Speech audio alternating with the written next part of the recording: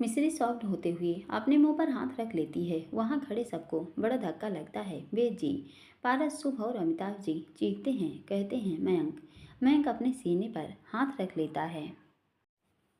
मिश्री जब रूम से बाहर आती है तो देखती है पारस अपने कपड़े चेंज करके कहीं जा रहा था। मिश्री में हिम्मत नहीं थी कि वो उसे रोके, क्योंकि कुछ देर पहले जो हुआ उससे वो शर्म से लाल हो रही थी। वो वहीं बैठ जाती है। काफ़ी देर बाद पारस वहाँ आता है। वो मिश्री को बेड पर यूं बैठा देख कहता है, मिश्री, तुम अब तक सोई नहीं? पारस जी, मुझे नींद नहीं आ रही थी। पारस, अच्छा, वो क्यों? पारस ने मिश्री के करीब बैठते हुए कहा। मिश्री के शरीर में फिर हलचल होने लगती है। उसका दिल फिर जोर जोर से धड़कने लगता है। मिश्री नजरें झुकाए धीरे से कहती है, पारस जी, आप ये। पारस मुस्कुराते हुए, मिश्री, मुझे ना बहुत तेज नींद आ रही है। क्या मैं तुम्हारी गोद में सिर रख कर? पारस ने अभी इतना ही कहा था कि मिश्री बेड पर थोड़ा पीछे होकर पैरों को मोड़कर बैठ जाती है। पारस मिश्री की गोद में सर रख लेता है और मिश्री के एक हाथ को अपने सिर पर रखता है। पारस कहता है, मिश्री। मिश्री पारस के सिर को सहलाते हुए हाँ। पारस कहता है, क्या तुम मुझसे एक वादा करोगी? मिश्री सोचते हुए कहती है, वादा? कैसा वादा? पारस कहता है, अगर मैं कभी तुमसे दूर चला जाऊं तो तुम भी मेरा हाथ कभी नहीं छोड़ोगी। मिश्री चुप रहती है। पारस कहता है, मिश्री चुप को क्यों हो, बोलो। मिश्री कहती है, पारस जी, आप ऐसी बातें क्यों कर रही हैं? कुछ हुआ है क्या? पारस कहता है, नहीं, वो बस आज दिल में ऐसा ख्याल आया कि। मिश्री कहती है, तो इस ख्याल से कहिए जहाँ से आया है वहीं लौट जाए, क्योंकि ये मुमकिन नहीं। पारस ने मिश्री की बात सुन धीरे से कहा, क्यों? मिश्री कहती है, ये बात आप जानते हैं क्यों? इस बात को शब्दों के धागे में पिरोने की ज़रूरत है, क्योंकि शब्दों के धागे टूट झुठलाए जा सकते हैं, मगर एहसासों से जाना हुआ रिश्ता कभी नहीं टूटता। पारस मिश्री की ये गहरी बात समझ हल्के से मुस्कुराता है और कहता है, इतनी गहरी बातें कहाँ से लाई? मिश्री कहती है, पारस जी, रिश्तों को समझने और समझाने के लिए कभी कभी समंदर की गहराई में उतरना पड़ता है, और ये गहरी बातें तो बस वहीं से अपने आप आ जाती हैं। पारस कहता है, अच्छा। मिस्री ने पारस के बालों में अंगुलियां घुमाते हुए कहा, हाँ, और रही बात आपको छोड़ने की, तो मैं आपसे दूर कभी नहीं जाऊंगी। पारस फिर चुप हो जाता है। उस कमरे में लगभग शांति छाई हुई थी। काफ़ी देर बाद पारस कहता है, मिस्री, तुम चुप क्यों हो? कुछ तो बोलो।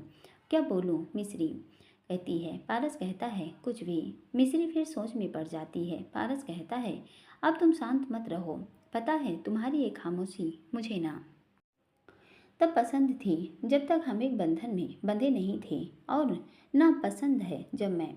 पारस कहते कहते रुक जाता है। मिश्री कहती है, जब आप क्या? पारस कुछ नहीं बोलता। मिश्री कहती है, बोलिए ना पारस जी। मिश्री को मुझे कुछ काम याद आ गया, मैं अभी आता हूँ। पारस ने झट से खड़े होते हुए कहा। मिश्री कहती है, मगर पारस जी। पारस कहता है, मिश्री तुम सो जाना, मैं आता हूँ। मिश्री कहती है, पर मिस्री पारस को रोकना चाहती थी, मगर पारस नहीं रुकता। मिस्री पारस को जाते हुए देखते रहती है। इधर कीर्ति घर के बाहर खड़ी थी। कोई व्यक्ति उसके सामने था। जो व्यक्ति अंधेरे में था, इसलिए फेस नजर नहीं आ रहा था। कीर्ति कहती है, मयंक का तो काम खत्म कर दिया मैंने, अब बस मिस्री बची है। उसके बाद मैं अपने प्लान में कामयाब हो जाऊंगी। मुझे मेरे पैसे मिल जाएंगे, और आपको। तभी वो व्यक्ति उसे खींचकर तमाचा जड़ती हुई कहती है, चुप, ये तुम्हारा प्लान था। मयंक भले ही चला गया, मगर मुझे जितना पता है उसके बारे में, वो लौट कर जरूर आएगा। सुना है वो पारस की परछाई हुआ करता था किसी जमाने में। कीर्ति, जो तमाचा खाने की वजह से अपने गाल पर हाथ रखी हुई थी, धीरे से कहती है, हाँ, वो व्यक्ति कहता है, तो तुम्हें इतनी आसानी से लग गया कि मैं उसको छोड़ देगा? नहीं, एक बार मैं धोखा खा चुकी हूँ इन लोगों को अंडर एस्टिमेट करके। अब नहीं, इसलिए बहुत केयरफुल। मेरे साथ जो कुछ हुआ उसके लिए इन लोगों को खून के आंसू रुलाना है मुझे। कीर्ति कहती है, पर अब आगे क्या करना है? वो व्यक्ति कहता है, अब तुम्हें पारस को इतना मजबूर करना है कि वो तुमसे शादी करने के लिए रेडी हो जाए, ताकि वो अपनी सारी दौलत तुम्हारे नाम कर दे, और जैसे ही ऐसा होगा शुरू होगी मेरे बदले की कहानी। कीर्ति कहती है, मगर कैसे करूं मैं ये? वो व्यक्ति कहता है, मैं ही बताऊंगी। तो तुम क्या करोगी? तुम्हें पैसे क्यों दिए हैं मैंने? कीर्ति कहती है, हाँ, हाँ, मैं कोशिश करती हूँ। कीर्ति वापस घर के अंदर जाने लगती है कि तभी उसे रास्ते में बेच जी मिल जाते हैं। कीर्ति कहती है, सुच वेरी सैड टीम, एक मेंबर कम हो गया क्या? वेद जी कहते हैं कि कीर्ति को इग्नोर करते हुए वहां से जाने लगते हैं। कीर्ति कहती है, अब क्या जवाब देने के काबिल नहीं रहे आप? वेद जी जाते जाते रुकते हैं और जाते जाते रुकते हुए कहते हैं, मैं तो कुछ कहने लायक नहीं बचा, मगर जिस दिन तुम्हारी सच्चाई सबके सामने आएगी तुम खुद को आईने में ठीक से देखने लायक नहीं बचोगी। ये सोच कर कि तुम क्या सच में कभी पारस की दोस्त थी? कीर्ति मुंह बनाते हुए कहती है, हाँ नहीं थी तो। वेद जी कहते हैं, तो क्या तुम कुछ नहीं, तुम जाओ अपना काम करो और मुझे मेरा काम करने दो। कीर्ति कहती है, मयंक के आंसू साफ करने का या उसके मुंह पर पड़ा पारस के जोरदार मुक्के का। वेद जी गुस्से में उसकी तरफ बढ़ते हैं कि कीर्ति पीछे हटते हुए, आह नहीं, मुझे छूना नहीं मत, वरना आपको इस घर के उस बड़े गेट के बाहर लात मार कर निकलवाने में मुझे एक भी पल नहीं लगेगा। वेद जी गुस्से में अपनी मुट्ठी बना लेते हैं। उनका मन तो कर रहा था कि वो कीर्ति को जान से मार दे, मगर वो गुस्से का घूंट पीकर वहां से चले जाते हैं। कीर्ति मुस्कुराते हुए कहती है, यार इन्हें परेशान करने में अलग मजा आता है मुझे। फिर कीर्ति वहां से जाकर अपने कमरे में गाने सुनने लगती है। उसके कानों में हेडफोन लगा था। पारस उसके रूम का गेट खटखटा रहा था, मगर उसके कान में हेडफोन लगे होने के कारण उसे कुछ सुनाई नहीं दे रहा था। तभी कीर्ति के फोन पर कॉल आता है और कहता है, कीर्ति डोर खोलो। पारस कहता है, कीर्ति जल्दी से हेडफोन निकाल के नीचे छुपाती है और शीशे में जाकर थोड़े बालों को बिखेर देती है, काजल फैला देती है और उदासी सा फेस बनाकर गेट खोलती है। पारस उसको देख कहता है, कीर्ति है। कीर्ति पारस को देख गले रोते हुए लग जाती है। कीर्ति कहती है, क्या करूं पारस, मेरे आंसू नहीं रुक रहे। आज जो पार्टी में हुआ मयंक की वजह से मेरी बदनामी हो गई। पहले तो मेरे पेरेंट्स ने मुझे घर से निकाल दिया था, मगर इन सब के बारे में जानकर उन्होंने मुझे मारा हुआ घोषित कर दिया। पारस हैरान होते हुए कहता है, क्या? कीर्ति कहती है, हाँ अब मैं कहीं नहीं रही पारस, मेरे अब इस दुनिया में कोई नहीं रहा। मुझे मुझे तो मर जाना चाहिए। कीर्ति उधर उधर कुछ ढूंढने लगती है। तभी उसे टेबल पर रखी एक सीजर देखती है। वो उसे देख अपने कलाई में मारने जाती है कि पारस रोकते हुए, ये क्या कर रही हो? कीर्ति कहती है, और क्या करूँ मैं, बताओ क्या करूँ? जिसके लिए जियो, कौन है मेरा? इस दुनिया में कोई भी तो नहीं, एकदम अकेली हो गई हूँ मैं, एकदम अकेली। पारस कहता है, तुम अकेली नहीं हो, मैं हूँ तुम्हारे साथ। कीर्ति कहती है, क्या सच में? पारस कहता है, हाँ हाँ, और इसका सबूत मैं तुम्हें कल दूंगा। कीर्ति कहती है, सच? पारस कहता है, हाँ। कीर्ति सीजर साइड में फेंक पारस को गले लगा लेती है। पारस एक कोल्ड एक्सप्रेशन के साथ अगले दिन सुबह घर में एंट्री करता है। उसके साथ वकील था और साथ में कीर्ति। वकील को देख मिस्री के दिल में अजीब सी घबराहट होने लगती है। मिस्री पारस के पास जाती है और कहती है, पारस जी ये। तभी वकील खुद बोलता है, मिसेज राजपूत, मिस्टर पारस आपसे डाइवोर्स लेने के लिए मुझे यहाँ लाए हैं। मिस्री के हाथ में जो पूजा की थाली थी वो नीचे गिर जाती है। मिस्री को एक बड़ा झटका लगता है। मिस्री पीछे होती है कि पूनम उसे संभालते हुए कहती हैं, पारस ये क्या हरकत है? पारस कुछ नहीं बोलता। वकील आगे कहता है, मिस्टर राजपूत मिसेज राजपूत से डाइवोर्स चाहते हैं ताकि वो कीर्ति बीच में बोलती है मुझसे शादी कर सकें। ये बात सुन सभी शॉक्ड रह जाते हैं। मिस्री कहती है, पारस जी। पारस के चेहरे पर कोई भाव नहीं थे। मिस्री उसको देख रही थी। तभी सावित्री जी कहती हैं, पारस ये क्या कह रही हो? मिस्री, तुम मिस्री से सुधा बुआ कहती हैं डाइवोर्स लोगे? कीर्ति कहती है, हाँ माँ बुआ जी। सुख कहता है, भाई मगर क्यों? अमिताभ जी पारस को देख रहे थे। तभी कीर्ति कहती है, क्योंकि उसे समझ आ गया है कि वो मुझसे प्यार करता है, मिस्री से नहीं। वे जी कहते हैं, मगर पारस ये गलत फैसला है। ये लड़की सही नहीं है। पूनम कहती हैं, हाँ पारस, ये मिस्री के साथ नाइंसाफी होगी। पारस कहता है, ये मेरा आखिरी फैसला है। मैंने जो सोचा है वही करूँगा, इसलिए आप लोग वो करिए जो मैं चाहता हूँ। मिस्री की आंखों से आंसू बिना रुके बहे जा रहे थे। वो पारस से कई सवाल करना चाहती थी कि क्यों, किस लिए और क्या सोचकर पारस ने ये किया। मिस्री पारस के चेहरे को देख रही थी, मगर चेहरे पर कोई भाव नहीं था और न एक नज़र भी मिस्री की तरफ देखता है। पूनम कहती हैं, और जो न करे तो। पूनम ने बहुत गुस्से में कहा। पारस पूनम की तरफ एक नज़र देखता है और फिर सामने देखते हुए कहता है, अगर किसी को भी इस शादी में शामिल नहीं होना तो यहाँ से जा सकते हैं। इतना कहकर पारस वहाँ से चला जाता है। सावित्री जी पारस को आवाज़ लगा रोकते हुए कहती हैं, पारस रुक पारस, अभी मैं बात कर रही हूँ। अमिताभ जी कहते हैं, सावित्री जी अभी उसे कुछ मत बोलो, उसका चेहरा बता रहा है, वो हमारे सवाल का कोई जवाब नहीं देगा। पारस चला जाता है। मिश्री रोए जा रही थी। कीर्ति मुस्कुराते हुए कहती है, फाइनली अब मुझे मेरा प्यार मिल जाएगा।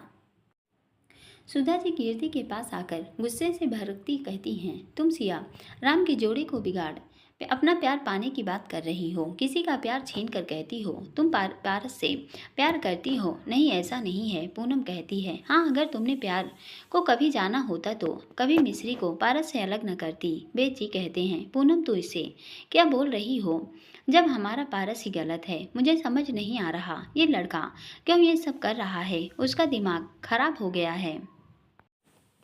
मिश्री की हालत नहीं दिख रही थी कि क्या इसे। मिश्री बेसुध सी पूनम के गले लग कर रोने लगती है। सावित्री जी मिश्री को संभालते हुए कहती हैं, मिश्री तू ऐसा कुछ नहीं करेगी, तू पारस को डावेश नहीं देगी। मिश्री तो जैसे ही अपनी सुध को खो बैठी थी। उसके आसपास खड़े वेद जी और सावित्री जी उसे समझा रहे थे। पूनम भी उसे समझा रही थी, शांत करवा रही थी। तभी बीना सुधा जी से कहती हैं, माँ इसमें गलत क्या है। पारस भैया कीर्ति को पसंद करते हैं तो इसमें मेरे अकॉर्डिंग कोई बुराई नहीं है। कीर्ति कहती है, एक्जैक्टली ये पारस की लाइफ है तो उसे इतना डिसाइड करने का हक तो होना चाहिए ना कि वो किससे शादी करे। वैसे भी मिश्री से शादी उसकी मजबूरी थी और इस मजबूरी को वो प्यार समझ बैठा था और वो गलत फहमी अब दूर हो गई है। बेद जी गुस्से में दांत मीचते हुए कहते हैं, तुम तो चुप ही रहो, तुमसे हमने तुम्हारी राय नहीं मांगी। कीर्ति कहती है, अरे लो, एक तो मैं सच बात बता रही हूँ और तुम मुझ पर चढ़े जा रहे हो। वैसे अभी आप क्या कह रही थी कि दी? हाँ, प्यार तो प्यार का असली सबूत त्याग होता है। क्या मिश्री पारस की खुशी के लिए उसे डाइवोर्स देकर उसे आज़ाद कर सकती है? मिश्री की आंखों से आंसू की धारा बह रही थी। मिश्री बिना कुछ बोले सब सुन रही थी। अमिताभ जी कहते हैं, मिश्री बेटा तू अंदर रूम में जा, तू कोई डाइवोर्स नहीं देगी, समझी? मिश्री जी आपको डाइवोर्स देना होगा क्योंकि ये शादी सिर्फ एक ज़बरदस्ती का रिश्ता था जिसे मिस्टर राजपूत ने ज़बरदस्ती से जोड़ा था, इसलिए ये रिश्ता उन पर बोझ है तो आपको डाइवोर्स देना होगा, वकील ने कहा। मिश्री ने भरी आवाज़ में कुछ देर सोचते हुए कहा, ओके आप पेपर्स रेडी कीजिए, मैं साइन कर दूंगी। मन में आगे आपको उससे खुशी मिलती है तो यही सही। इतना कहकर मिश्री अपने रूम की तरफ जाने लगती है। तभी कीर्ति मिश्री को रोकते हुए कहती है, हाँ पेपर्स रेडी हैं, तुम साइन कर दो। मिश्री ने एक नज़र कीर्ति को देखा, फिर उस पारस को। कीर्ति ने मिश्री का एक हाथ लिया और उसने पेपर्स थमाते हुए कहा, देखा मिश्री, मैं जीत गई। मिश्री की आंखों से आंसुओं की कुछ बूंदें उस पेपर्स पर जा गिरती हैं। मिश्री उन पेपर्स को लेकर अपने रूम में चली जाती है। रूम में आकर वो गेट बंद कर उससे टिक कर बैठ जाती है और अपने सिर को दोनों पैरों से के बीच समेट रोने लगती है। मिश्री कहती है, क्यों पारस जी, क्यों आपने मेरे साथ ये किया? आपके साथ रहकर मैं जीने लगी थी, खुश रहने लगी थी, ख्वाब देखने लगी थी, मगर आपने तो उसे एक बार में सब चकनाचूर कर दिया। क्यों? मिश्री घंटों अपने कमरे में बैठे रोती रही और यहाँ दूसरी तरफ सभी अमिताभ जी के रूम में बैठे ये सोच रहे थे कि आखिर अब क्या किया जाए। वेद जी कहते हैं, बस अब मैं पारस को ऐसा नहीं करने दूंगा। पूनम कहती हैं, मगर हम उसे रोकेंगे कैसे?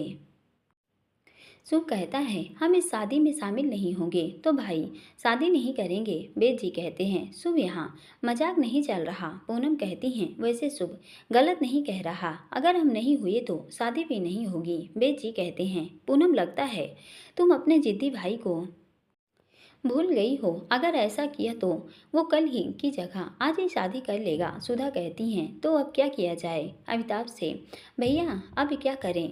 उससे उससे तो उस बच्चे की हालत देखी नहीं जा रही। अमिताभ जी जो कहीं खोए हुए थे, कोई जवाब नहीं देते। तभी सावित्री जी कहती हैं, क्या हुआ मिस जी, कुछ हुआ क्या? अमिताभ जी कहते हैं, नहीं कुछ नहीं, वो बस ऐसे ही मिश्री की फिक्र हो रही थी। पूनम कहती हैं, पापा मैं गई थी उसके रूम में मगर उसने रूम खोलने से मना कर दिया। वो अपना सामान पैक कर रही थी। उसका कहना है पारस के लिए, उसकी खुशी के लिए वो डाइवोर्स दे देगी।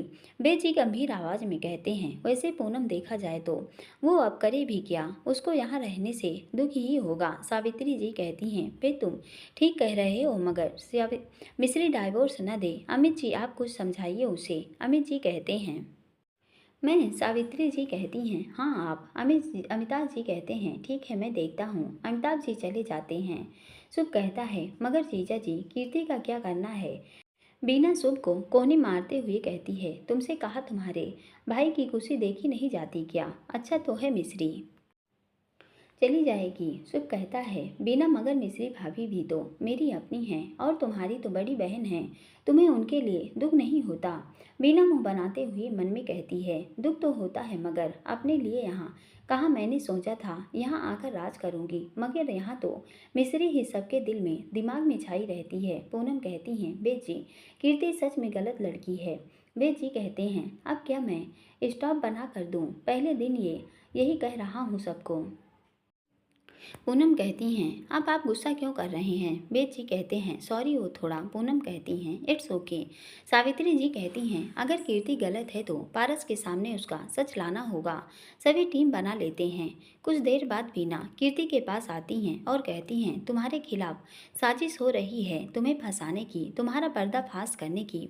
कीर्ति जो ड्रेस देख रही थी वो उसमें पारस की कंपनी से मंगवाई थी, अपने लिए न्यू स्टाइल की। उन्हें देखते हुए बेफिक्री से कहती है करने दो। फिर ड्रेस अपने ऊपर लगा शीशे में देखती हुई अब उनकी कोई साजिश काम नहीं करेगी। जब तक पारस मेरे साथ है मुझे कोई नहीं फंसा सकता। बिना वापस चली जाती है तभी कीर्ति उस व्यक्ति को कॉल करती है जिससे वो कल बात कर रही थी। वो कहती है देखो पारस रेडी तो हो गया है शादी को, मगर उसके घर वाले कुछ तिकड़म करने की सोच रहे हैं। क्या पारस रेडी हो गया, उस व्यक्ति ने शॉक्ड होते हुए कहा। कीर्ति कहती है हाँ। वो व्यक्ति हंसते हुए सच कह रही हो। कीर्ति कहती है हाँ हाँ सच, एकदम सच। वो व्यक्ति कहता है अब मजा आएगी। मिश्री की आंखों से आंसू और पारस के दिल के लिए जब खंजर बनेंगे।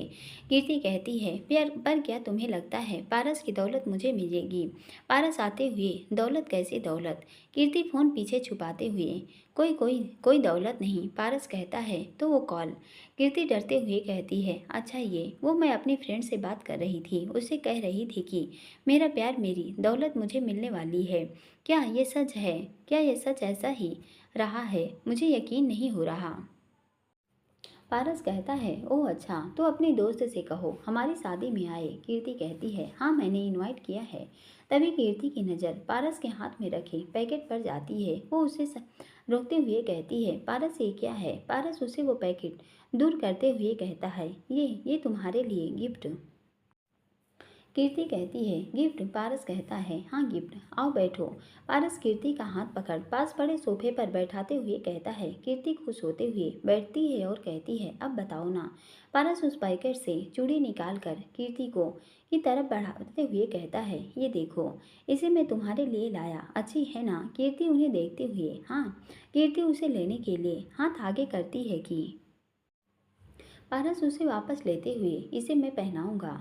पारस कीर्ति के हाथ में चूड़ी पहनाने लगता है। कीर्ति मुस्कुराते हुए पारस को देखते हुए कहती है पारस वैसे तुम बुरे भी नहीं हो, वजह तुम जैसा अमीर और बेड सेंटर लाइफ पार्टनर मिले तो मुझे किसी को फंसाने की ज़रूरत न पड़े। खैर अब जब कीर्ति ने ठान लिया है तुम्हें बर्बाद करने का तो। तभी कीर्ति दर्द से कराहते हुए आह।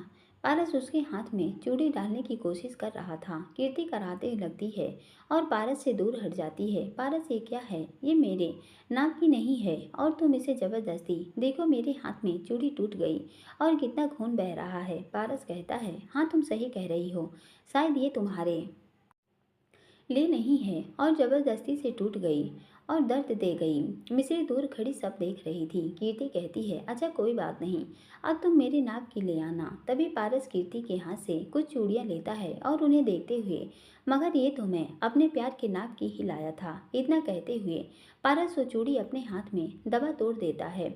उसके हाथ जिसका घाव अभी ठीक नहीं हुआ था, उससे और खून बहने लगता है, जो शीशे पर हाथ मारने से लगा था और अब उस पर चूड़ी चुभ गई। उसे देख मिस्री से वो देखा नहीं गया। वो भागते हुए पारस के पास आई और उसका हाथ अपने हाथ में लेते हुए कहा, ये क्या किया? इतना खून! मेरे प्यार को दुख देने वाली चीज मैं तोड़ देता हूँ। पारस ने चूड़ी देखते हुए कहा। मिस्री चीखते हुए, जॉन जल्दी आइए, फर्स्ट एड बॉक्स लेकर। जॉन जॉन मिस्री चीखे जा रही थी और पारस के खून को देख उसकी आंखों से आंसू बह रहे थे। जितना पारस का खून नहीं निकला, उतना मिस्री के आंसू बहे। पारस मिस्री को देख रहा था। पारस को मिस्री को ऐसे देखते हुए कीर्ति मिस्री को पारस से दूर करते हुए कहती है, हटो यहाँ से। तभी जॉन आता है। कीर्ति उसके हाथ से फर्स्ट एड बॉक्स लेकर दवा लगाने लगती है। मिस्री वहाँ से भागते हुए अपने रूम में चली जाती है और पैक किए हुए सामान को लेकर जाने लगती है। अमिताभ जी कहते हैं, बेटा रुक जाओ, मत जाओ। नहीं पापा जी, अब मैं नहीं रुक सकती। आपने कहने पर मैं पारस जी के पास बात करने गई थी, मगर अब मुझे मेरे हर सवाल का जवाब दे दिया। पारस जी जो कह रहे हैं उसे मैं देख नहीं सकती। अमिताभ जी कहते हैं, मगर तुम भी तो जानती हो ना, कीर्ति गलत है। वेद ने मुझे सब बताया। जीजा जी ने जो बताया वो सब सच है, मगर अब मैं हार गई। अब मैं कीर्ति को पारस जी के साथ एक मिनट भी नहीं देख सकती। मिस्री ने रोते हुए कहा। वेद जी आते हुए कहते हैं, मिस्री मगर अभी शादी हुई नहीं है, इसलिए रुक जाओ। मिस्री कहती है, नहीं जीजा जी, अब नहीं। और हाथ जोड़ते हुए अब रुकी तो मिस्री अपना सूटकेस रोते हुए पकड़ बाहर जाने लगती है। बाहर जाते हुए रास्ते में पूनम, सावित्री और सुधा जी उसे रोकने की कोशिश करते हैं, मगर मिस्री नहीं रुकती। वो रोते हुए बाहर की तरफ चली जाती है। गेट के पास आकर मिस्री कहती है और रुकती है और एक नज़र सारे घर को देखती है। इतने दिन उसने एक एक पल जो बिताए थे उसके नज़रों के सामने दौड़ जाते हैं और फिर वापस जाने लगती है। वो गेट की दहलीज के पास खड़े हो उसको एक पल के लिए वहीं ठहर जाती है। मिस की एक आवाज़ आती है, रुको। मिस्री उस आवाज़ को पहचानती थी। वो पारस था। मिस्री पलट कर देखती है। पारस तेज कदमों से उसके पास चलकर आता है और सूटकेस पकड़ते हुए कहता है, कहाँ जा रही हो? मिस्री की आंखों में आंसू थे। वो पारस को एक नज़र देखती है और कहती है, मैं घर छोड़कर। पारस उसका सूटकेस अंदर ले जाते हुए, तुम कहीं नहीं जाओगी, समझी? मिस्री सूटकेस पकड़कर कहती है, नहीं पारस जी, प्लीज। पारस मिस्री से सूटकेस लेकर गुस्से में कहता है, मैंने एक बार कहा ना, नहीं जाओगी मतलब नहीं जाओगी। और हाँ, पारस राजपूत को अपनी बार बार कहने की आदत नहीं है।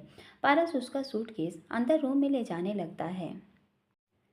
मिस्री उसके पीछे पीछे जाती है। मिस्री उसे रोकने की कोशिश कर रही थी, मगर पारस मिस्री की बात इग्नोर करते हुए रूम की तरफ जाने लगता है। बेद जी और बाकी सब उनके पीछे जाने लगते हैं कि तभी अमिताभ जी कहते हैं, सब यहीं रुक जाओ, उन दोनों को बात करने दो, हमारा बीच में जाना ठीक नहीं है। सब वहीं रुक जाते हैं। पारस मिस्री का सूटकेस अनपैक करने लगता है।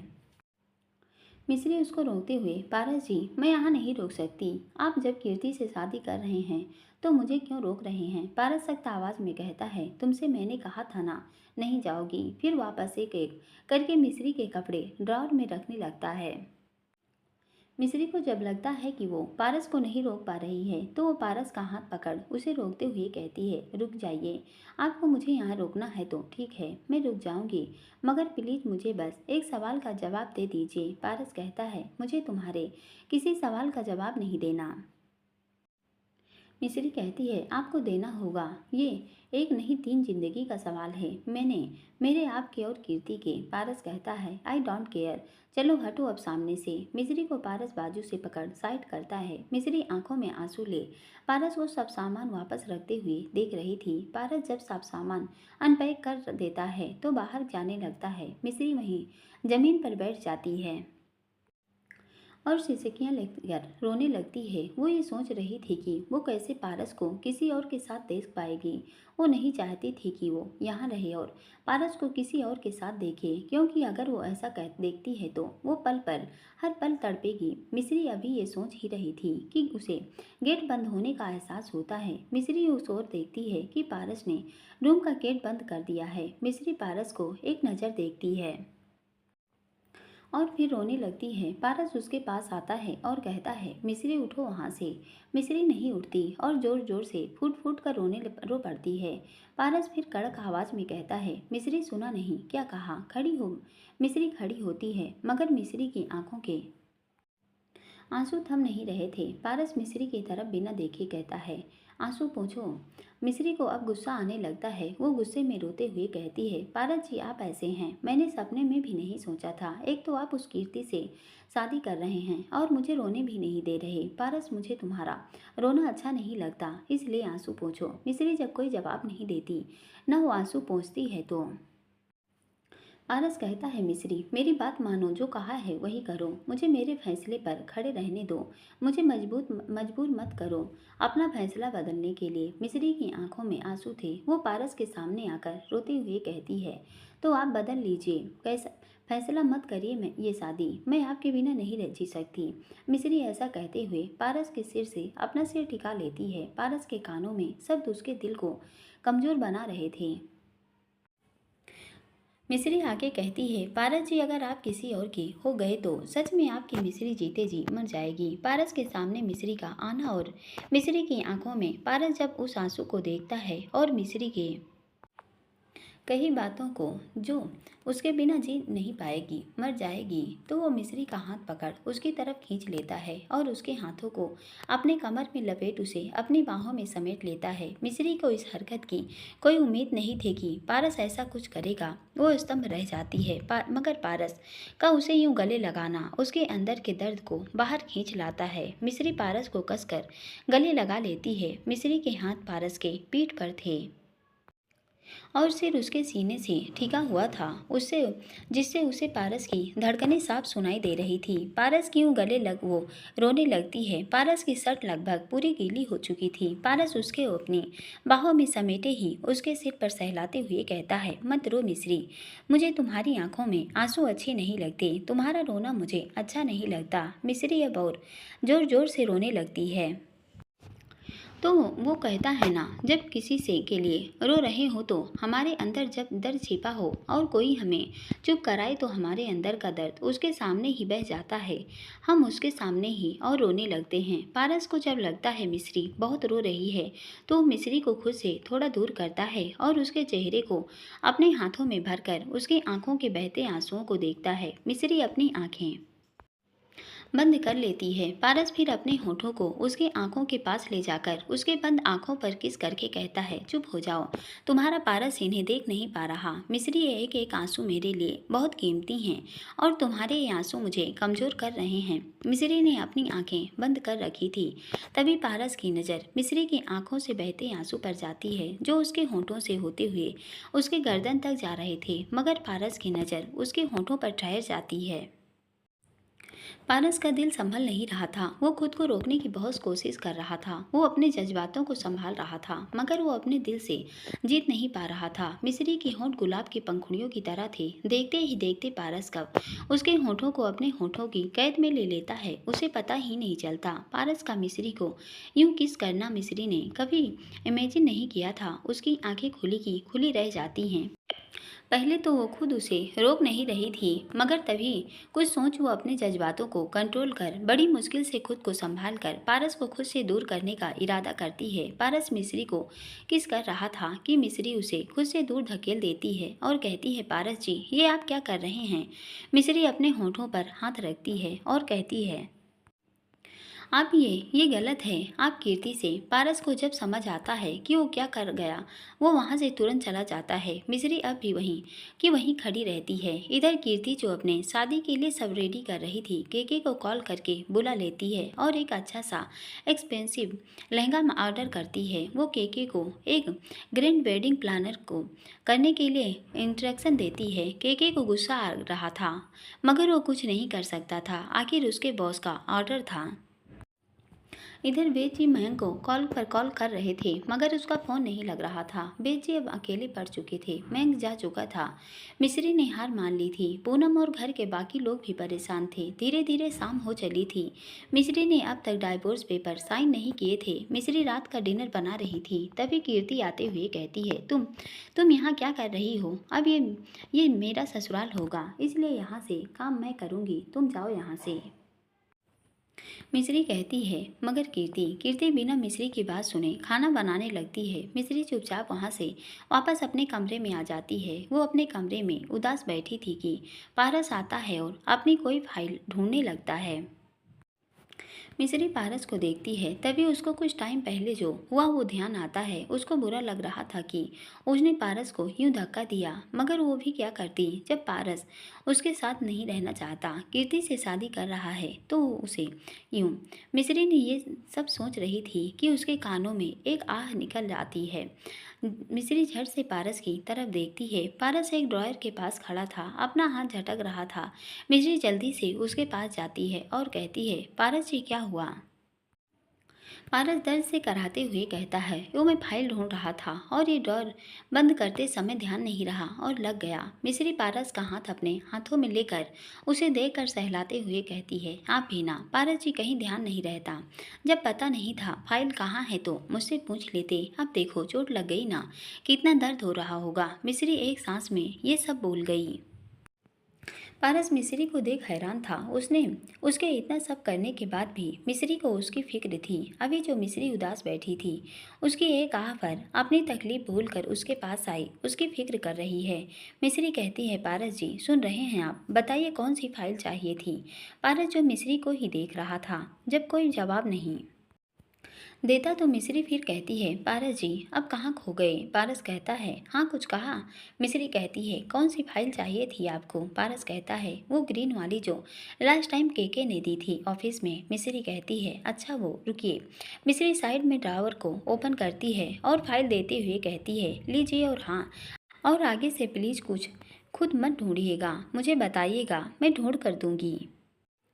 इतना कहकर मिस्री फिर हाथ को देखते हुए कह, कितना दर्द हो रहा होगा, इस पर कुछ लगा दे लीजिए। पारस मिस्री की आंखों में देखते हुए कोल्ड एक्सप्रेशन के साथ कहता है, मेरे दर्द की इतनी फिक्र। मिस्री जो अभी पारस के सामने इतना कुछ बोल रही थी, चुप हो जाती है। उसकी आंखों में फिर वही दर्द दिखने लगता है। पारस मिस्री को ऐसे नहीं देख पा रहा था, इसलिए वो आगे कुछ नहीं कहता और वहाँ से चला जाता है। इधर कीर्ति सब खाना रेडी कर लेती है और सबको जॉन के हाथ बुलवाती है। सभी जब टेबल पर आते हैं तो कीर्ति कहती है, आज का खाना मैंने बनाया है। सुधा बुआ जी मुँह बनाते हुए गुस्से से कहती हैं, बिल्कुल वैसे ना जैसे पहले बनाया था, मिस्री के खाने को अपना बताकर। कीर्ति कहती है, नहीं बुआ जी, ये खाना मैंने बनाया है यूट्यूब की मदद से। सावित्री जी टेबल से उठकर जाने लगती हैं। तभी मिस्री आते हुए, माँ खाने की टेबल से उठकर जाना अच्छा नहीं होता, बैठ जाइए। मिस्री ने पूरे हक से कहा, जो मिस सावित्री जी मिस्री के कहने पर वापस बैठ जाती हैं। कीर्ति सबको खाना सर्व करती है। पारस आकर टेबल पर बैठता है। सभी पारस को गुस्से से ही देख रहे थे। मिस्री सबके सामने झूठी स्माइल करके कहती है, खाना शुरू कीजिए ना। पारस खाने का एक निवाला तोड़कर खाता है और फिर मुंह से बाहर निकाल कर कहता है, यक इतना बुरा है? मिस्री पहले कीर्ति की तरफ देखती है और फिर पारस से, ये खाना मैंने नहीं कीर्ति ने बनाया है, स्पेशल प्यार डालकर। क्यों कीर्ति? मिस्री के अंदर गुस्सा और चेहरे पर स्माइल देखकर कहती है। पारस गुस्से से कीर्ति की तरफ देख, जो काम आता नहीं वो करती क्यों हो? ये मिस्री का काम है, उसको ही करने दो।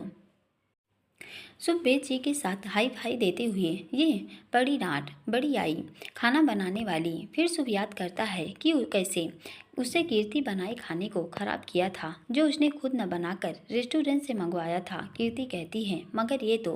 पारस कहता है बस अब मुझे कुछ नहीं सुनना। इतना कहकर वो जाने लगता है तभी मिश्री कहती है रुकिए। पारस रुकता है।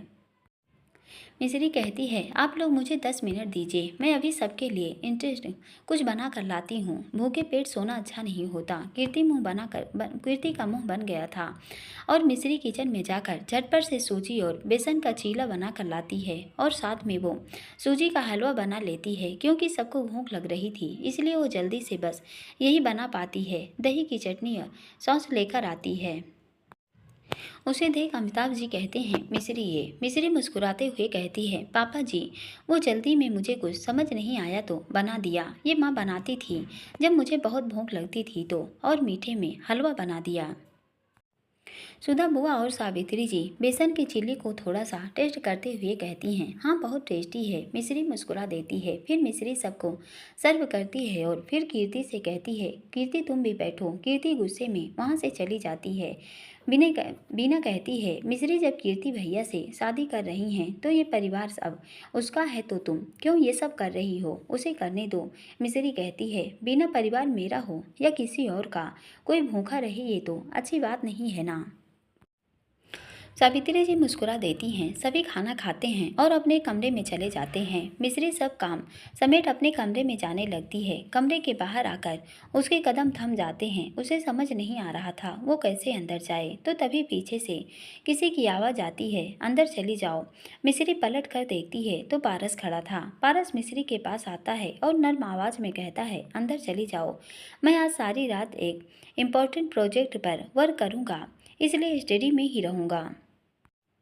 इतना कहकर पारस अंदर जाता है और अपने कुछ सामान लेकर बाहर आ जाता है। मिस्री रूम के अंदर जाती है और रूम का गेट बंद कर लेती है। पारस कुछ देर वहीं खड़ा रहता है और चला जाता है। मिस्री भी गेट बंद कर गेट से ही सिर टिकाए खड़ी थी। दोनों शायद कुछ कहना चाहते थे मगर कह नहीं पाए। अगले दिन सभी काम जोर शोर से शुरू हो गए थे। वेद जी भी कीर्ति के खिलाफ सबूत ढूंढने और शुभ जतिन के साथ आगे लगे हुए थे। देखते ही देखते शाम हो चुकी थी। मेहमान भी आ चुके थे। सभी बड़े बिजनेसमैन रिच मैन एंड कई रिपोर्टेड लोगों को इन्वाइट किया गया था। मीडिया भी आई हुई थी। सभी तैयारियां भी बड़े ग्रैंड तरीके से हुई थी। कीर्ति जब सब देखती है तो कहती है ये तो एकदम सपने जैसा लग रहा है। कोई तो यकीन दिला दो कि ये हकीकत है। वो खुद को खुद ही पिंच कर लेती है और कहती है हाँ ये हकीकत है। कुछ देर बाद पारस भी रेडी होकर आता है। पारस ने नेवी ब्लू कलर रंग का स्टाइलिश कुछ इस टाइप की ड्रेस पहनी थी। हमारी मिस्री ने simple white sari with navy blue border माथे पर छोटी बिंदी और कमर में पतला सा कमरबंद पहना था। वो ये सब पहनना नहीं चाहती थी। इनफैक्ट वो शादी में भी आना नहीं चाहती थी मगर पूनम ने रिक्वेस्ट करने पर वो पहन लेती है। पूनम मिस्री के पास आकर कहती है मिस्री मेरे कहने पर तुम शादी में आ गई मगर मैं तुम्हें यहाँ क्यों लाई हूँ वो भी जान लो। मिस्री पूनम की तरफ देखती है और कहती है क्या रीज़न है। पूनम कहती है पारस के आसपास रहने के लिए ताकि शायद अगर तुम दोनों के रिश्ते में प्यार की डोर अगर बंधी है तो डोर पारस को मजबूर कर देगी। कीर्ति ने शादी न करने के लिए मिस्री की आंखों में नमी आ जाती है। वो पारस की तरफ देखते हुए कहती है दी जब रिश्ता ही नहीं था तो डोर कहाँ से बंधेगी। शायद उनके लिए ये रिश्ता बोझ ही था। शायद कीर्ति सही थी। कीर्ति की लाइफ में न होने से और मेरे उनके लाइफ में यूं आ जाने से उनका मेरे साथ महज इमोशनल अटैचमेंट था या सिर्फ अट्रैक्शन कोई प्यार नहीं। पूनम कहती है नहीं मिस्री ऐसा नहीं है। मैंने देखा है उसकी आंखों में तुम्हारे लिए प्यार। मिस्री कहती है दी वो प्यार नहीं थी बस परवाह थी। इतना कहकर मिस्री वहाँ से जाने लगती है क्योंकि उसे डर था कि वो भरी महफिल में रो न दे। कहीं ऐसा ना हो कि पारस के किरदार पर सवाल उठ जाए। तभी कीर्ति उसके सामने आ जाती है और कहती है हे मिस्री रुको। मिस कीर्ति माइक में कहती है तो मिस्री रुक जाती है।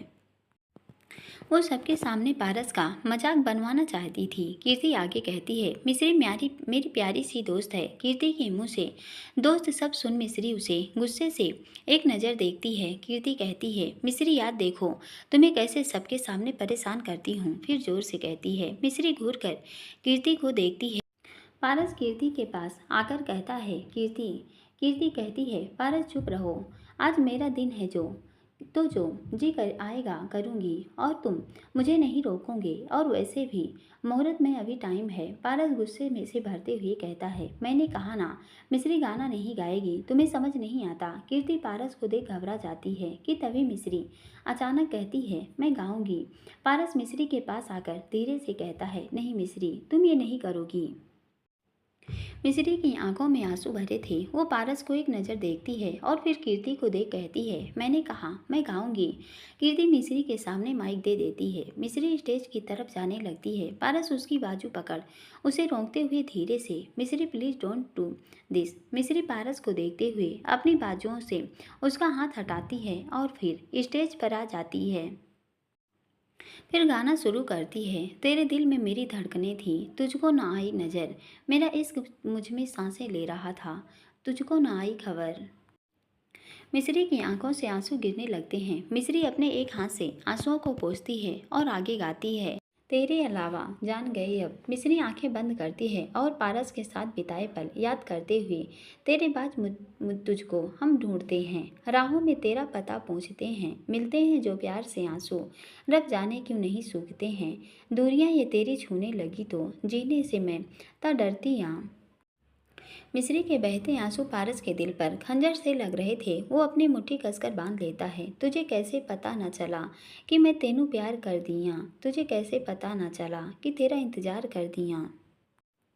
मिस्री गाना गाते गाते रोने लगती है। तभी पूनम उसके पास जाती हैं और कहती हैं, मिस्री संभालो खुद को। मिस्री वही माइक छोड़कर वहाँ से भाग जाती है। पारस मिस्री के पीछे जा रहा था कि कीर्ति उसका हाथ थाम रोक लेती है और कहती है, पारस शादी का टाइम हो चुका है और देखो सब ऐसे देख रहे हैं, तुम मिस्री के पीछे जाओगी तो सब क्या सोचेंगे। पारस का जो हाथ कीर्ति ने पकड़ा था, पारस गुस्से से उसी हाथ से मुट्ठी बना लेता है। वो मुट्ठी इतना कसकर बंद करता है कि उसकी नसें तन जाती हैं। तभी वहाँ एडवोकेट आता है और कहता है, हेलो मिस्टर राजपूत। एडवोकेट को देख कीर्ति हैरान रह जाती है। वो कहती है, पारस ये क्यों। पारस केके की तरफ इशारा करके कुछ पूछता है, फिर कहता है, वो ये मिस्री के डाइवोर्स पेपर लेने आए हैं। कीर्ति कहती है, अच्छा। तभी पारस कीर्ति का हाथ थामता है और हाथ बढ़ाकर कहता है, तो चलो। कीर्ति खुशी भरते हुए कहती है, हाँ। पारस और कीर्ति मंडप पर आते हैं। कीर्ति मंडप पर बैठ जाती है। पारस भी वहीं बैठ जाता है। पंडित जी मंत्र पढ़ना शुरू करते हैं। बेद जी आते हुए कहते हैं, पारस ये मत करो, देखो तुम सच्चाई नहीं जानते। ये लड़की गलत है, इसके साथ शादी करना मतलब अपनी बर्बादी को बुलाना है।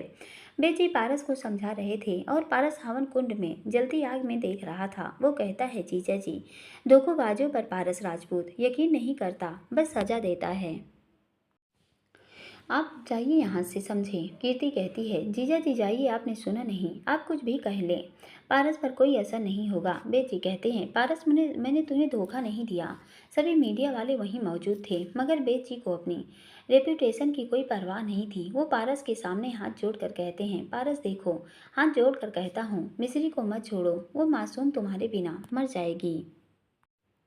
पारस अब भी बिना बेची की तरफ देखे कहता है, गार्ड्स जीजा जी को यहाँ से ले जाइए और एक कमरे में जाकर बंद कर दीजिए, और जब तक मैं न कहूँ ये वहीं रहने चाहिए। गार्ड्स आते हैं और बेची को पकड़ लेते हैं। पूनम कहती हैं, पारस तुम तो ये क्या कर रहे हो। पारस कहता है, दी जो कर रहा हूँ सही कर रहा हूँ, और आप कुछ मत बोलिए। पूनम कहती हैं, मगर ये इंसल्ट कर रहे हो तुम मेरे पति की। पारस पूनम की बात का कोई जवाब नहीं देता। उसके चेहरे पर कोल्ड एक्सप्रेशन थे।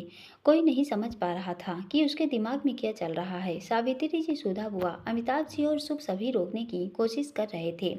बेद जी भी खुद को छुड़वाने की कोशिश कर रहे थे, मगर नाकामयाब थे। वो गेट पीटते हुए कहते हैं, खोलो। पारस मेरी बात सुनो। पारस, कीर्ति से शादी मत करो पारस। शुभ सुधा के पास जाता है और कहता है, माँ, भाई ने जीजा जी को कमरे में बंद कर दिया है। अभी शादी से पहले उन्होंने ऐसा किया है। अगर इस कीर्ति से शादी हो गई तो हम तो झाड़ू पोंछा करते नजर आएंगे। शुभ सोचते हुए फ्लैशबैक में चला जाता है, जहाँ घर के सभी लोग कीर्ति जी की जी हजूरी कर रहे थे। फिर चीखते हुए, नहीं। सुधा जी कहती हैं, चुप कर। इधर पारस और कीर्ति एक दूसरे के गले में वरमाला पहनाने वाले थे कि पारस के हाथ वरमाला छूट जाती है। सभी लोग आपस में बातें करने लगते हैं कि शादी में अपशगुन हो गया। तभी पारस कीर्ति की आंखों में देखकर कहता है, कीर्ति, मैं तुमसे प्यार करता हूँ और हमारे प्यार में ये वरमाला भी हो तो चलेगा, है ना? कीर्ति कुछ सोचती है और कहती है, हाँ ठीक है। मन में वैसे भी मुझे कौन सा शादी से कोई मतलब है, मुझे तो पैसे चाहिए। फिर कुछ देर बाद दोनों फेरे लेने के लिए खड़े होते हैं। केके आते हुए पारस को कुछ इशारा करके कहता है और कहता है, सर रेडी हैं सब। पारस और कीर्ति के फेरे शुरू होने वाले थे कि अचानक वकील आता है। कहता है, मिस्टर राजपूत सर, वो क्या है ना, एक बात बताना भूल गया। पारस कहता है, वो क्या? वकील कहता है, वो आपने जो मिश्री मैम के नाम प्रॉपर्टी की है उसको जज ने अप्रूवल मिल गया है। आज के बाद आपके घर, कंपनी और सभी चीज़ों पर हक सिर्फ मिश्री मैम का है। कीर्ति ने ये सब सुन शॉक्ड रह जाती है। पारस एक तिरछी मुस्कान के साथ कहता है, ओके। कीर्ति फिर पारस की तरफ देखते हुए कहती है, पारस। पारस कीर्ति के चेहरे पर अपना एक हाथ रखकर कहता है, डार्लिंग, हम लोग शादी के बाद जंगल में एक कुटिया में रहेंगे जहाँ हमारे और तुम्हारे अलावा कोई ना हो। कीर्ति कहती है, क्या मगर क्यों जंगल में? तुम मजाक कर रहे हो ना? पारस कहता है, नहीं, कोई मजाक नहीं कर रहा मैं। और कीर्ति, जंगल इसलिए कि मैं नहीं चाहता जीजा जी तुम्हें इस फिर मुझसे दूर कर दें, या मयंक फिर तुम्हें मोलेस्ट करने की कोशिश करे। तुम जानती हो ना वो कितना कितना पर जोर देते हुए खतरनाक है। कीर्ति एक छोटी सी झूठी इस्माइल दिखा देती है। हाँ। पारस कहता है, अच्छा चलो फेरे करते हैं। पंडित जी, आप क्यों रुक गए? चलो फेरे पूरे कराइए। कीर्ति कहती है, मगर पारस प्रॉपर्टी मिश्री को क्यों दे दी? पारस कहता है, वो इसलिए कि मिश्री को वही चाहिए था, उसे नहीं, मैं नहीं। मेरी प्रॉपर्टी चाहिए और तुम्हें मेरा प्यार। मैं तो मिश्री से भी प्यार करता हूँ और किसी टाइम में तुमसे भी। तुम समझ रही हो ना? तो अपने प्यार की ख्वाहिश पूरी करना मेरी जिम्मेदारी है। और अच्छा, अब सवाल जवाब हो गए हो तो फेरे पूरे करते हैं। देखो, अब ज़्यादा देर करनी अच्छी नहीं। वो कीर्ति का हाथ पकड़ता है और कहता है, कीर्ति चलो। पारस कीर्ति का हाथ थाम उसके साथ फेरे लेना शुरू कर देता है, मगर कीर्ति के पैर तो जैसे आगे ही नहीं बढ़ रहे थे। कीर्ति खुद से आगे इस पागल ने अपनी सारी प्रॉपर्टी मिश्री को दे दी तो मैं इसे शादी करके क्या करूँगी? नहीं, मुझे नहीं करनी ये शादी। मुझे कोई नया बकरा मिल जाएगा। कीर्ति ये सोचते सोचते रुक जाती है। पारस किसी के पास आकर, कीर्ति रुक क्यों गई? चलो ना शादी करते हैं। कीर्ति कहती है, मैं ये शादी। तभी दूर खड़ा वो व्यक्ति जो कीर्ति से मिलता है कहता है, ये तो पीछे हट रही है। अब ऐसा हुआ तो मेरा सारा प्लान खत्म हो जाएगा। वो कीर्ति को कॉल करती है, मगर कीर्ति उसका कॉल नहीं उठाती। पारस कीर्ति के पास आता है और कहता है, कीर्ति चलो शादी करते हैं। तुम मुझसे प्यार करती हो ना? कीर्ति कहती है, नो नो, मैं किसी से प्यार नहीं करती। वो फिर गठबंधन तोड़ते हुए कहती है। पारस कहता है, क्या हुआ? क्या तोड़ रही हो गठबंधन? कीर्ति कहती है, मुझे शादी नहीं करनी। मैं तुमसे पर प्यार नहीं करती। मैंने तो ये सब प्रॉपर्टी के लिए किया था और जब तुमने वो सब मिश्री को दे दी तो मैं तुमसे शादी नहीं करूँगी। तभी अचानक लाइट ऑफ होती है और एक प्रोजेक्ट ऑन होता है और एक स्पॉटलाइट कीर्ति के तरफ पड़ती है। कीर्ति उस प्रोजेक्ट को देखती है। उसमें उसकी और पारस की तस्वीरें थी। वो पारस और कीर्ति की तब की तस्वीरें थी जब वो कॉलेज लाइफ में थे। पारस कीर्ति के पास आकर, देखो ना कीर्ति, हम एक साथ कितने खुश थे और आज हमारी शादी हो रही है। तुम प्यार करती हो ना मुझसे? कीर्ति कहती है, नहीं, मैं कोई प्यार नहीं करती हूँ। सुना नहीं तुमने? तुमसे मैं तो बस तुम्हें फंसा रही थी ताकि तुम्हें अपने तरफ करके तुम्हारी सारी प्रॉपर्टी ले सकूं। समझे तुम? अब छोड़ो मेरे हाथ। इतना कहकर कीर्ति पारस की पकड़ से अपना हाथ छुड़वाकर जाने लगती है। पारस अपनी पकड़ मजबूत करता है। कीर्ति की आह निकल जाती है। तभी एक औरत आते हुए उसके एक जोरदार तमाचा उसके गाल पर जड़ देती है। कीर्ति उस औरत को देखती है। वो कोई और नहीं, सैंडी की माँ थी। सैंडी को जब कीर्ति की सत्ताई पति चली तो उसकी कीर्ति के को घर से निकाल दिया था, मगर आज तब सैंडी की माँ को इस बात का यकीन नहीं था कि कीर्ति ऐसा करेगी।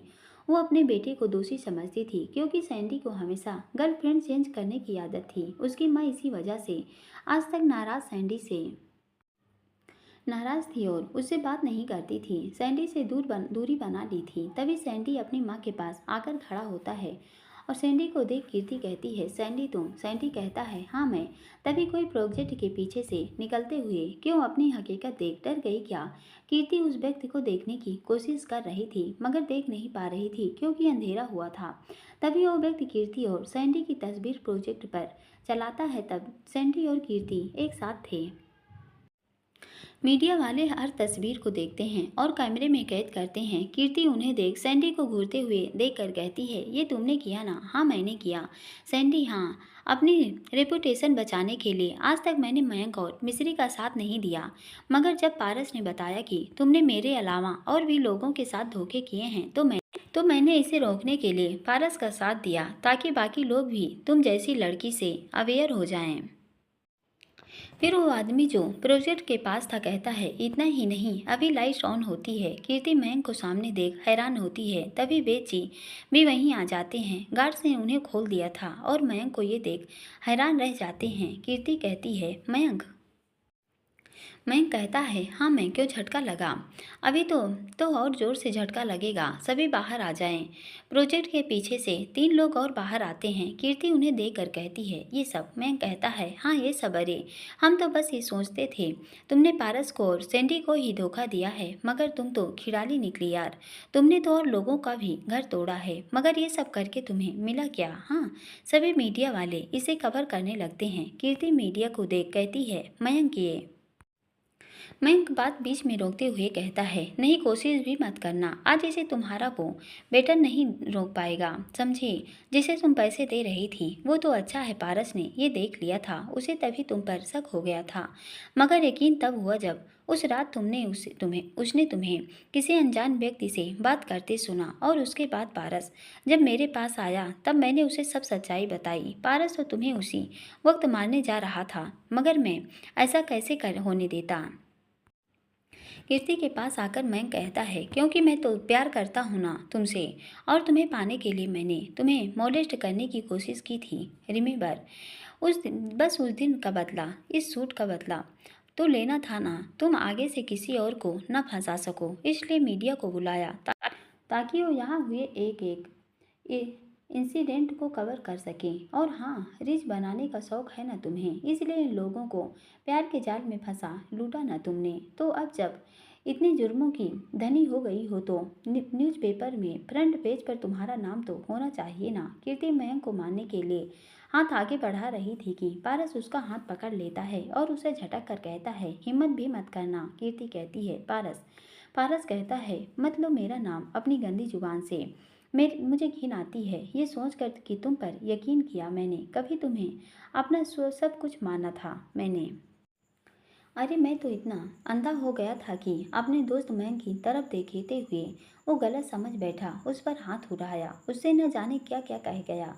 सिर्फ तुम्हारी वजह से उसे उस गलती की सजा दी जो उसने कभी की ही नहीं थी। मयंक कहता है, इसमें तुम्हारी गलती नहीं थी पारस, इसने तुम्हारी आंखों पर धोखे की पट्टी बांध दी थी। तुम तो एक लड़की को प्रोजेक्ट कर रहे थे। बेजी कहते हैं, मयंक सही कह रहा है पारस कहता है, और जीजा जी, आपका तो मैं गुनाहगार हूँ। आपको मैंने न जाने क्या क्या कह दिया। आप मेरी सिर्फ फिक्र करते रहे और मैं आपको थोड़ा ठहरते हुए सही कहती है मिश्री, परिवार के अलावा कोई आपका अपना नहीं तो उन पर यकीन करो। और गुस्से में कहता है, इसलिए आज ये सब मयंक और मैंने किया ताकि फिर कोई तुम्हारे झांसे में ना आए। इसलिए ये मीडिया ये शादी का नाटक किया ताकि फिर कोई और पारस का या सैंडी ना बने। पारस फुल गुस्से में तुम्हें देखकर मेरा मन करता है कि तुम्हें जान से मार दूं। तुम्हारी वजह से मेरी मिस्री की आंखों में आंसू बहे। मेरी मिस्री तड़पी। आज भी उसके आंसू थमने का नाम नहीं ले रहे थे, मगर इसमें कहीं न कहीं दोष मेरा भी है। मैंने उसे कुछ नहीं बताया क्योंकि मैं नहीं चाहता था कि वो किसी के भी खतरे में पड़े। तभी उसको ख्याल आता है मिस्री का। पारस कहता है, मिस्री कहाँ है? शुभ कहता है, भाई वो बाहर की तरफ गई थी। पारस कहता है, शुभ उसे लेकर आओ, जाओ। पारस गुस्से में कहता है, वो ऑल मीडिया इस न्यूज़ कम से कम 1 महीने तक अपने टीवी चैनल पर यूं ही चलाएंगे ताकि इस लड़की को अपनी गलती रोज याद आती रहे। एंड इंस्पेक्टर, आप भी आइए और इस लुटेरी लड़की को यहाँ से ले जाओ। मैं इसे 1 मिनट भी अपनी आंखों के सामने नहीं देख सकता। पुलिस इंस्पेक्टर आगे आते हैं और कीर्ति की तरफ बढ़ते हैं। उसे हथकड़ी पहना रहे थे कि कीर्ति पारस के सामने गिड़गिड़ाते हुए कहती है, नहीं नहीं नहीं पारस, ऐसा मत करो प्लीज प्लीज प्लीज, ऐसा मत करो। मैं तुम्हारी लाइफ से दूर चली जाऊंगी। बस मुझे पुलिस के हवाले मत करो। मिस्री मिस्री से भी माफ़ी मांग लूंगी। प्लीज मुझे छोड़ दो। तभी सुबह आते हुए भाभी भाभी कहीं नहीं थी। बाहर गार्ड ने कहा कि तभी मिस्री भाभी बस गेट से बाहर गई थी भागते हुए। पारस कहता है, मैं मिस्री को ढूंढने जा रहा हूँ। तुम इस लड़की को यहाँ से निपटाओ। पारस जाने लगता है कि कीर्ति उसके पैरों में गिर जाती है और कहती है, नहीं पारस, प्लीज प्लीज ऐसा मत करो। मुझे पुलिस के हवाले मत करो। पारस उसको इग्नोर कर वहां से जाने लगता है कि कीर्ति कहती है, पारस रुको। पारस रुकता है। कीर्ति उसकी पीठ की तरफ थी कि कीर्ति कहती है, मुझे यह सब किसी और ने करने को कहा था। पारस से सुनते ही पलटता है। तभी बेची कहते हैं, पारस ये फिर तुम्हें बहका रही है। पारस फिर जाने लगता है। मयंक कहता है, कीर्ति तुम कुछ भी कह लो, तुम्हें जेल तो जाना होगा। कीर्ति सबको इग्नोर करके, क्या तुम जाना नहीं चाहोगी कि कौन तुम्हें अलग करने की कोशिश कर रहा है। पारस अब वापस कीर्ति की तरफ मुड़ता है और कहता है, तुम फिर कोई नया खेल खेलने का सोच रही हो ना। कीर्ति कहती है, नहीं, और मैं तुम्हें उसके बारे में बता भी सकती हूँ और सबूत भी दे सकती हूँ। पारस सोचते हुए कहता है, सबूत। कीर्ति कहती है, हाँ, मुझे तुम्हें और मिस्री को अलग करने भेजा गया था। तुम्हारा असली दुश्मन कोई और है। पारस गुस्से में बहते हुए कहता है, नाम बताओ उसका। कीर्ति कहती है, नहीं, पहले वादा करो कि मुझे अरेस्ट नहीं करवाओगे। पारस कहता है, भूल जाओ, तुमने जो किया है उसके लिए तुम्हें सजा तो दिलवा कर रहूंगा। मैं कहता है, पारस मगर मेघ जी कहते हैं, पारस से जानना जरूरी है कि असली दुश्मन कौन है। पारस अब पहले गुस्से में सोचता है और फिर कहता है, बताओ। कीर्ति कहती है, उस व्यक्ति को तुम जानते हो, वो है आह। अचानक एक गोली चलने की आवाज़ आती है। कीर्ति ने अपने कमर को पकड़कर कराते हुए कहा, फिर आह। वो घूम कर गिरते हुए पारस के कदमों में जा गिरती है। मैंग, वेची और बाकी सभी उस दिशा में देखते हैं जहां से गोली चली। पारस भी उस ओर देखता है। वहां एक नकाबपोश लड़की खड़ी थी। पारस कहता है, इंस्पेक्टर पकड़ो उसे। पुलिस उस लड़की के पीछे भागती है। पारस भी उसके पीछे जाने लगता है कि कीर्ति उसे रोकते हुए कहती है, नहीं पारस, रुको, मुझे तुमसे सच कहना है। पारस कीर्ति के पास बैठता है और कहता है, बताओ कौन है वो। मिस्री और तुम्हारी सबसे पहले बड़ी दुश्मन है। कीर्ति कोशिश करते हुए कहती है, गोली लगने के कारण वो सही से बोल नहीं पा रही थी। पारस कहता है, कीर्ति बताओ। कीर्ति बोलो, कौन है वो। कीर्ति कहती है, वो लड़की। तभी कीर्ति की सांसें थम जाती हैं। पारस चीखते हुए कहता है, कीर्ति कौन है वो। कीर्ति कीर्ति बोलो। पारस उसे झकझोर रहा था मगर कीर्ति की सांसें थम चुकी थी। पूनम उसके पास आते हुए कहती है, पारस, कीर्ति मर गई। पारस के सीने में गुस्से की आग चल रही थी। वो गुस्से में बाहर की तरफ जाता है जिस ओर वो लड़की भागी थी। तभी केके का कॉल आता है, सर आप यहाँ आ जाइए। पुलिस जब उस लड़की का पीछा कर रही थी कि भागते भागते वो मिस्री के मैम तक पहुँच गई और उसने मिस्री मैम के सिर पर बंदूक जान दी है। पारस कहता है, क्या। केके सर, मैंने आपको लोकेशन सेंड कर दी है। पारस वहां पहुंचता है तो देखता है वो लड़की मिस्री के सर पर बंदूक तानी हुई थी और कह रही थी कि मुझे जाने दो वरना मैं इसे मार दूंगी। पारस कहता है, नहीं नहीं, मिस्री को जाने दो। मिस्री चीखते हुए, पारस जी। पारस कहता है, देखो, उसे एक भी खरोच आई तो तुम जानती भी नहीं हो कि मैं क्या करूँगा। तुम्हारी रूह कांप जाएगी, ऐसी हालत कर दूंगा। वो लड़की कहती है, अच्छा, वो तो तभी देखेंगे। मैं कहता है, देखो, तुम्हें हम जाने देंगे, बस तुम मिस्री भाभी को छोड़ दो। वेद जी कहते हैं, हाँ, हम तुम्हें जाने देंगे, तुम बस मिस्री को छोड़ दो। वो लड़की कहती है, अच्छा, तुम मुझे जाने दोगे। चलिए तो मैं खुद जाऊंगी, मगर इसको मारने के बाद। मिस्री का हाथ कसकर मोड़ते हुए कहती है। मिस्री दर्द से आह कहती है, पारस सुनो सुनो, उसे कुछ मत करो, ठीक है, मैं तुम्हें जाने दूंगा तुम्हें। वो लड़की कहती है, क्या बात है, आज पारस राजपूत गिड़गिड़ा रहा है मेरे सामने। वाह, मैंने तो सुना था कि पारस कभी किसी के सामने नहीं झुकता। पारस कहता है, देखो मिस्री को कुछ मत करना। पारस मयंक को इशारा करते हुए कहता है। मयंक पारस का इशारा समझ जाता है। वो उस लड़की के हाथ में ईंट मारता है और गन साइड में गिर जाती है। मिस्री उस लड़की को धक्का दे पारस की तरफ भागती है।